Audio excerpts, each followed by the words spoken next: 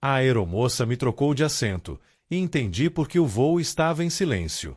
Naquela terça-feira fria e úmida, as primeiras horas da manhã ainda lutavam para dissipar a névoa que cobria a metrópole.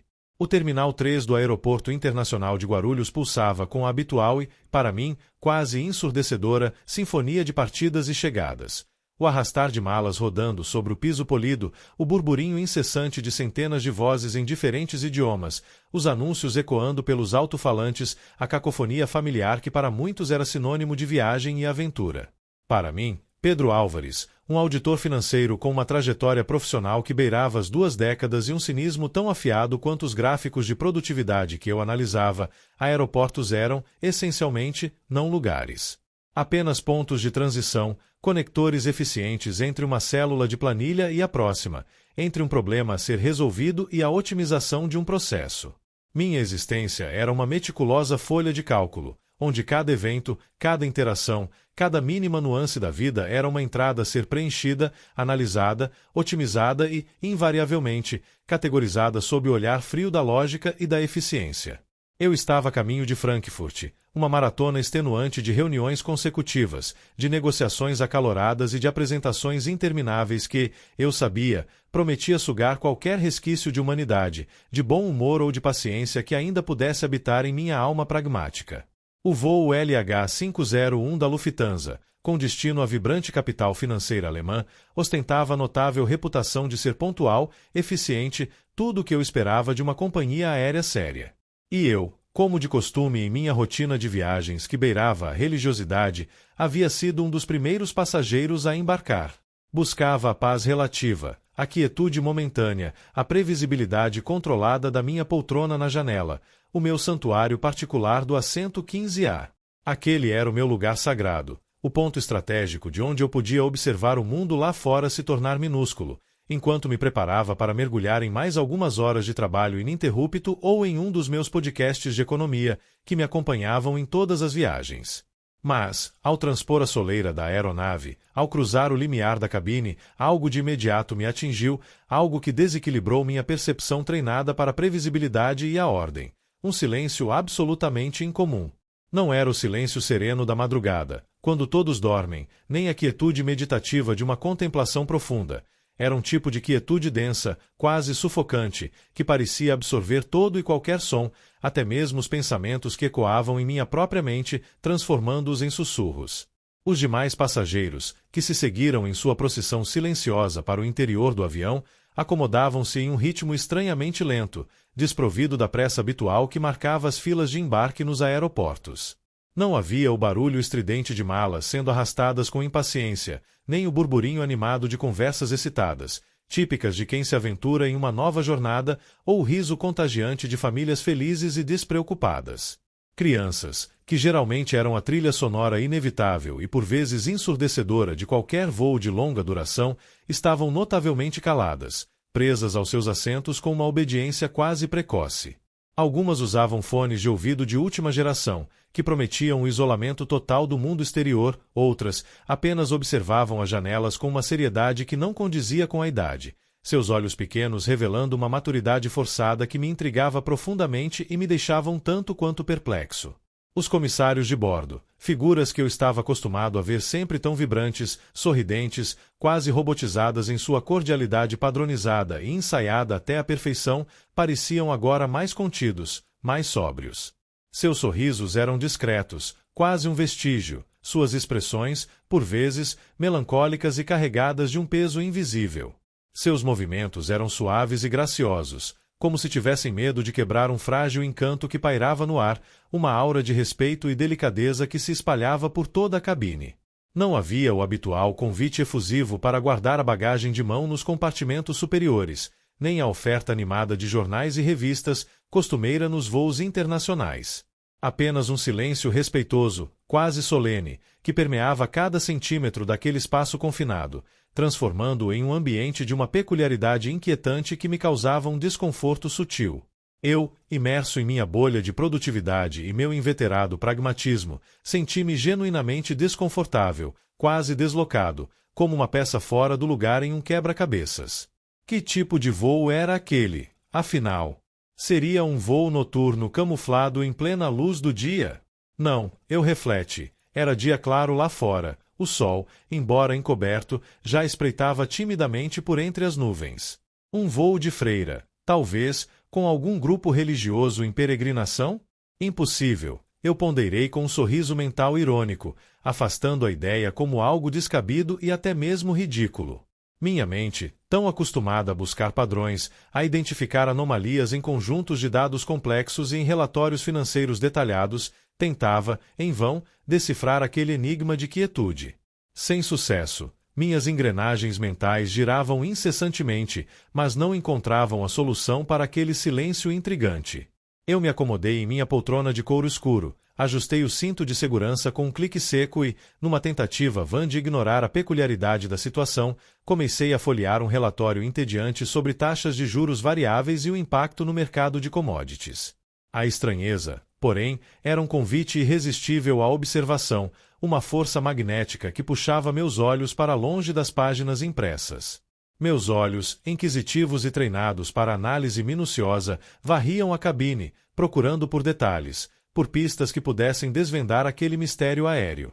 Não havia, de fato, o choro estridente de um bebê, nem a discussão acalorada entre passageiros impacientes, nem a presença visível de indivíduos indispostos que justificassem tal atmosfera.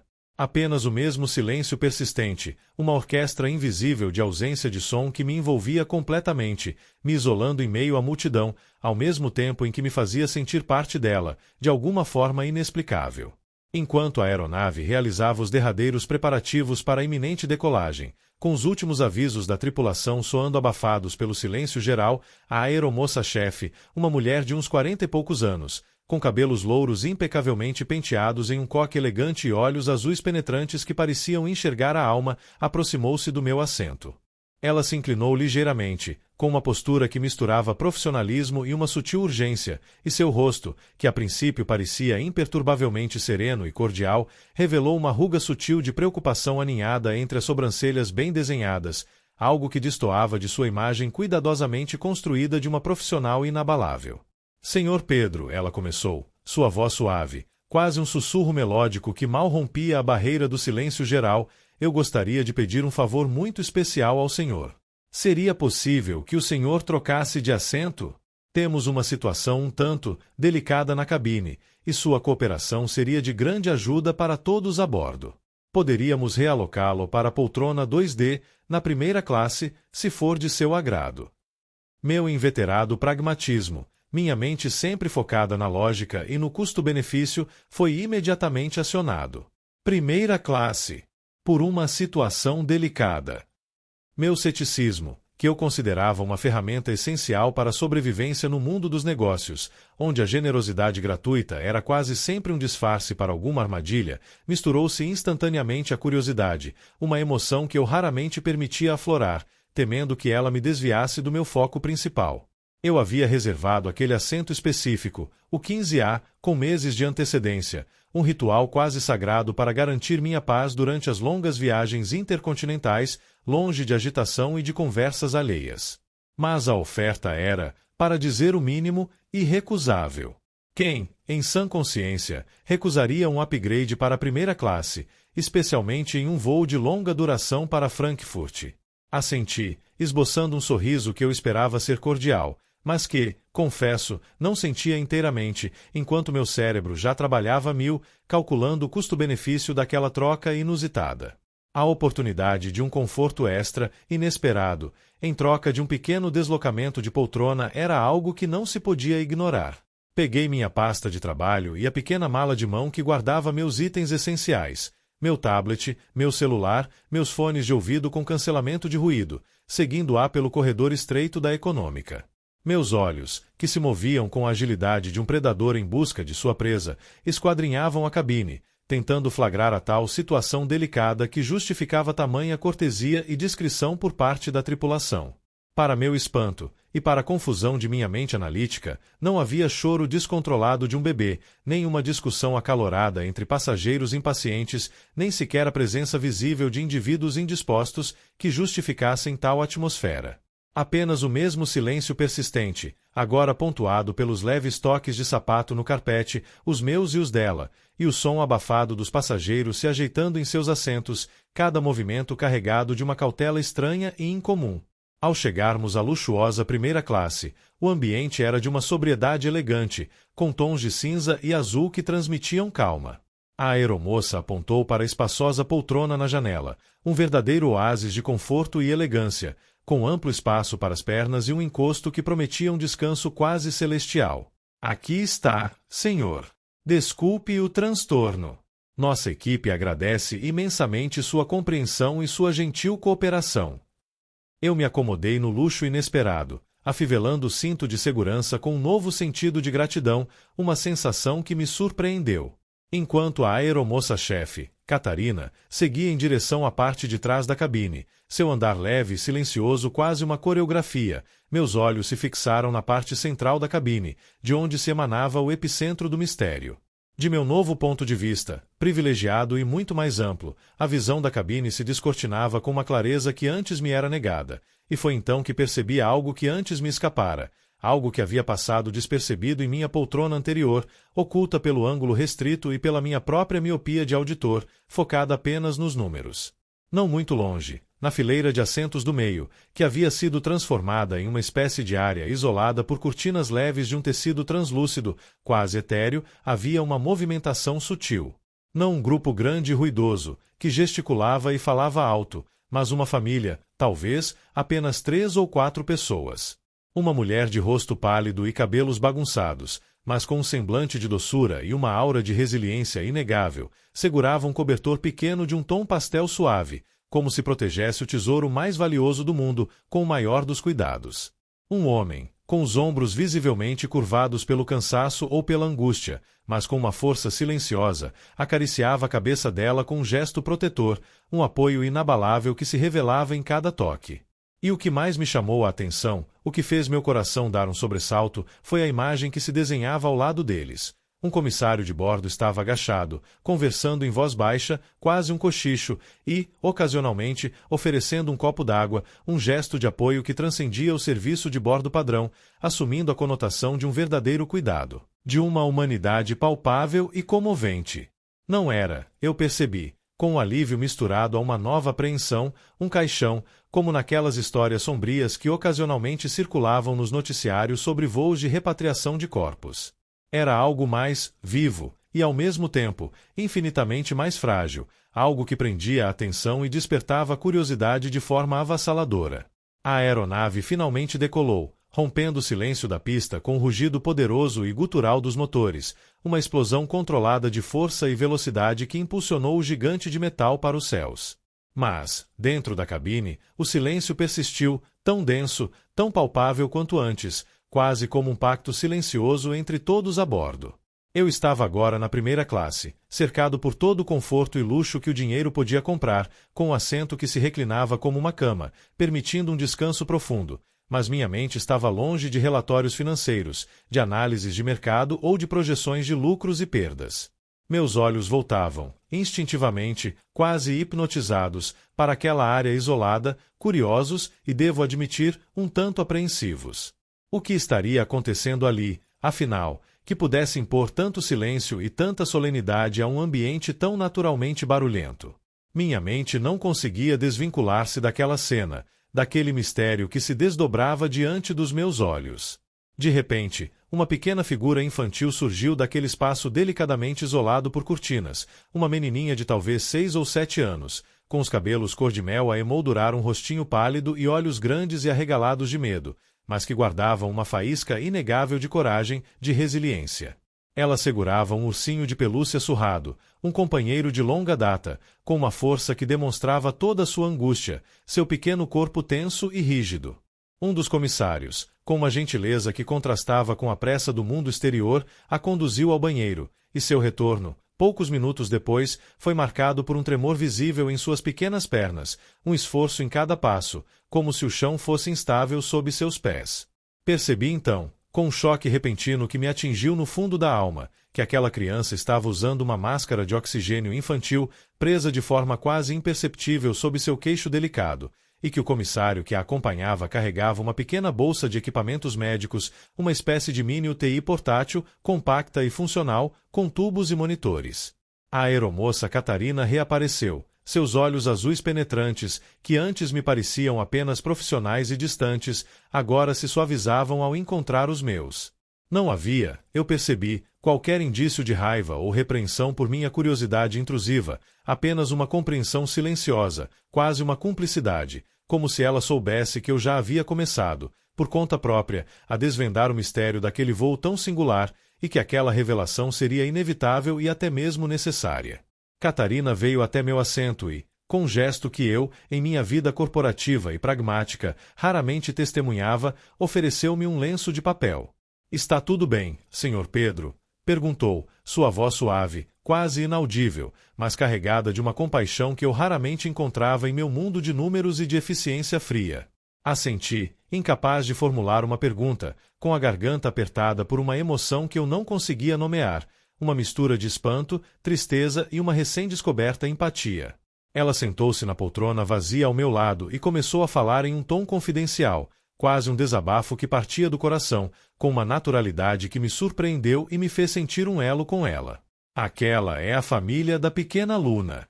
Ela está a caminho de uma cirurgia de emergência em Frankfurt, uma condição cardíaca rara que exige um procedimento urgente, complexo, disponível apenas lá. É um voo longo e exaustivo para ela, e estamos tentando manter a cabine o mais calma e silenciosa possível, para não estressá-la ainda mais, para preservar sua energia e sua frágil saúde. Qualquer agitação, qualquer barulho desnecessário ou movimento brusco pode ser perigoso e até mesmo fatal para a condição dela. Minha mente, tão acostumada a processar informações objetivas e concretas, processou as palavras de Catarina com uma rapidez incomum. O silêncio. As crianças quietas. Os olhares discretos. Tudo se encaixou, finalmente, com uma clareza dolorosa e abrupta. Não era um luto, como eu havia pensado inicialmente, um adeus final e irreversível, mas uma batalha silenciosa por uma vida, uma corrida desesperada contra o tempo, e a esperança pendurada em um fio tênue de seda, frágil, mas ainda presente e brilhante. O silêncio do voo, eu compreendi, não era de luto, mas de uma compaixão coletiva, de uma oração silenciosa, de um desejo unânime pela recuperação da pequena Luna, pela sua força, pela sua sobrevivência e pelo seu futuro. Senti um arrepio percorrer minha espinha, um calafrio de vergonha que me fez encolher na poltrona luxuosa e me sentir minúsculo diante de tanta grandeza humana.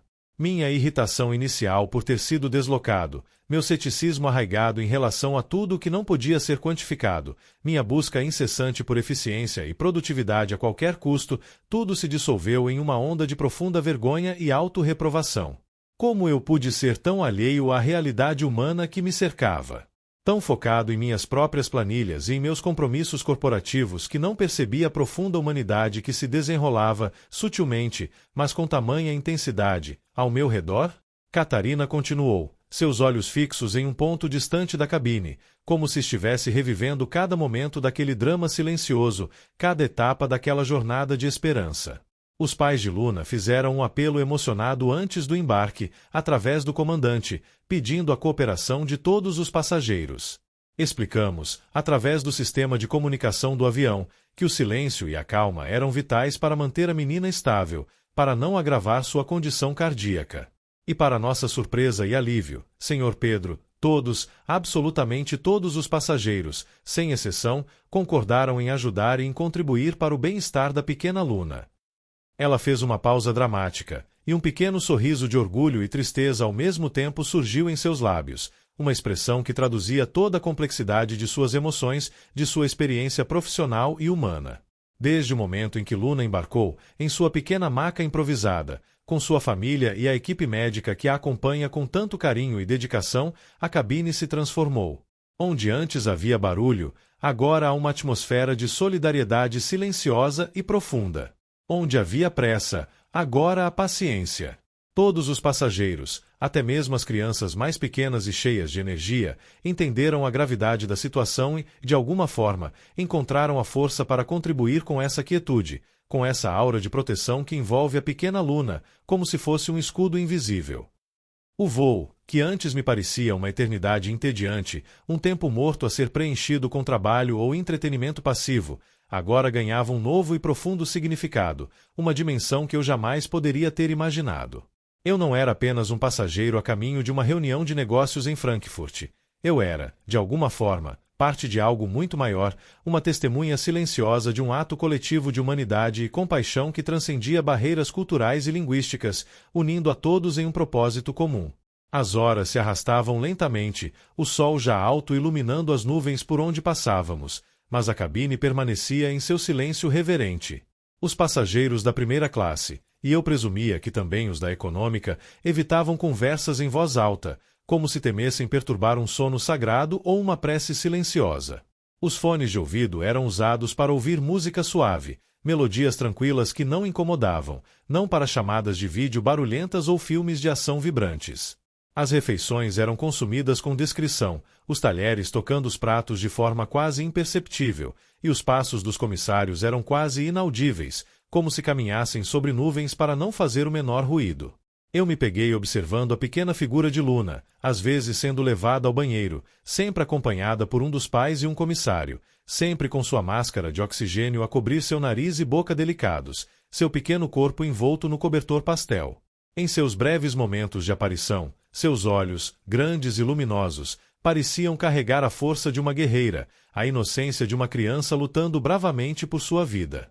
A dor e a esperança se misturavam no ar, criando uma tapeçaria emocional que me envolvia completamente, me transformava de dentro para fora, questionando minhas próprias prioridades e valores. Catarina, a aeromoça-chefe, não apenas me trocou de assento naquele dia, eu percebi com clareza, ela me realocou para uma posição de observação privilegiada, onde a dor de uma família se tornou a dor de todos, e a esperança de um milagre era compartilhada coletivamente por centenas de estranhos. Ela se levantou da poltrona ao meu lado, seus olhos ainda refletindo a emoção contida, mas com uma nova energia e uma serenidade que me impressionava profundamente. Agradecemos de coração, Senhor Pedro. É um momento difícil para a família de Luna, mas a resposta de todos os passageiros tem sido inspiradora. Isso nos lembra do que há de melhor na humanidade, não é? Eu apenas assenti, incapaz de formular uma resposta à altura, com a garganta apertada por uma emoção que há muito tempo não sentia, uma emoção que me desarmava completamente, revelando uma vulnerabilidade que eu havia enterrado há anos. Não era um voo para Frankfurt, eu compreendi naquele instante. Era, eu percebi, um voo para a humanidade, para o reencontro com a própria essência do ser humano. E eu estava sendo profundamente transformado por ele, por aquela experiência inesperada e inesquecível. Meu cinismo habitual, minha armadura de pragmatismo impenetrável, estava se desfazendo, camada por camada, revelando um eu mais vulnerável, mais empático, mais humano do que eu jamais imaginei ser possível. Pela primeira vez em muito tempo, senti uma conexão genuína com pessoas que nunca havia visto antes, movido por uma causa que não envolvia lucros ou perdas, mas a essência mais pura da existência, a fragilidade da vida e a força do amor e da esperança. Aproximávamo-nos de Frankfurt. O sol já começava a se pôr no horizonte, tingindo o céu de tons alaranjados e arroxeados, criando um espetáculo visual que normalmente me acalmaria, mas que agora apenas intensificava a tensão. O comandante anunciou o início dos procedimentos de descida, e a tensão na cabine aumentou visivelmente, mas, como antes, sem quebrar o silêncio. Era uma tensão de expectativa, de prece silenciosa, de um desejo coletivo e unânime de que Luna chegasse a salvo, que seu pequeno coração pudesse ser curado pelos médicos especializados que a esperavam. Os comissários de bordo, agora mais visivelmente tensos e concentrados, garantiram que tudo estivesse em perfeita ordem para o pouso e para a rápida remoção de Luna, cada detalhe meticulosamente checado e rechecado, demonstrando um profissionalismo e uma dedicação impecáveis. Vi a equipe médica que a acompanhava se preparar, seus movimentos precisos, sua dedicação inabalável visível em cada gesto e em cada olhar trocado entre eles, uma equipe de anjos da guarda. O avião pousou suavemente na pista molhada de Frankfurt, sem o habitual aplauso efusivo dos passageiros, apenas o som abafado e potente dos reversores e um silêncio profundo que parecia permear o ar, um silêncio que falava mais do que 1000 palavras. Esse silêncio foi quebrado apenas pela voz embargada de Catarina ao microfone, sua voz trêmula, mas firme, ecoando pelo sistema de som. Senhores passageiros, por favor, permaneçam sentados até que a família e a equipe médica da pequena Luna possam desembarcar. Luna está a caminho de uma cirurgia vital, e sua cooperação é fundamental neste momento crucial. Agradecemos imensamente a todos pelo respeito e pela compaixão demonstrados durante este voo. Lágrimas escorreram livremente pelo meu rosto, quentes e abundantes, e eu não me importei. Não me preocupei em enxugá-las. Vi outros passageiros, alguns com os olhos marejados, outros apenas com expressões de profunda empatia e reverência. O silêncio do voo não era um mistério a ser desvendado, eu percebi, mas uma homenagem a ser honrada, um tributo à força da vida. A pequena Luna, em sua maca improvisada, envolvida pelo cobertor pastel, foi a primeira a ser removida da aeronave, cercada por sua família, pela equipe médica e pela aura de esperança e cuidado que se formara ao seu redor, como um campo de força protetor. Os passageiros assistiam em silêncio, a respiração suspensa, enviando suas energias e esperanças para aquela pequena vida, cada um à sua maneira, numa prece universal e poderosa. Do lado de fora, na pista, uma ambulância equipada com os mais modernos equipamentos aguardava, com uma equipe de paramédicos e enfermeiros especializados prontos para recebê-la e transportá-la rapidamente. Pequenos olhares se cruzavam entre os passageiros e a equipe de solo, uma conexão instantânea de compaixão, um entendimento mútuo. Depois que Luna e sua família se afastaram, sendo levados rapidamente para o hospital, o restante dos passageiros começou a se mover lentamente, em um silêncio que se estendeu até o terminal, até as esteiras de bagagem. Ninguém reclamou, ninguém se apressou. Ninguém sequer ousou quebrar aquele elo invisível de solidariedade que nos unira por horas, uma memória que ficaria marcada para sempre em todos nós. Saí do avião com uma sensação de humildade profunda e uma perspectiva de vida completamente alterada, uma mudança que eu sabia ser permanente. Minhas reuniões em Frankfurt ainda esperavam. Sim, a rotina corporativa não cessaria, o trabalho precisava ser feito, mas eu não era mais o mesmo Pedro Álvares que havia embarcado em Guarulhos. O voo LH501 não havia sido apenas um trânsito entre dois pontos geográficos. Havia sido uma jornada transformadora, uma epifania que me abriu os olhos para algo maior. Eu havia sido movido de assento, é verdade, um simples pedido que mudou meu ponto de vista, mas, mais importante, eu havia sido movido de alma, de coração, de perspectiva.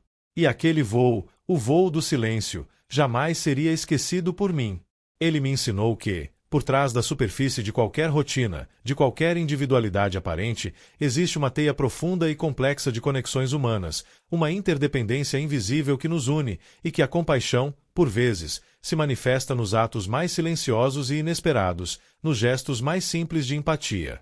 O silêncio daquele voo não era uma ausência, mas uma presença palpável e poderosa, a presença da esperança, da solidariedade e da vulnerabilidade humana que nos une a todos. E eu, o auditor financeiro pragmático e cínico, que via o mundo em números e estatísticas, finalmente entendi. Meu mundo, que antes era preto e branco, agora tinha cores, tons e uma profundidade que eu nunca imaginei.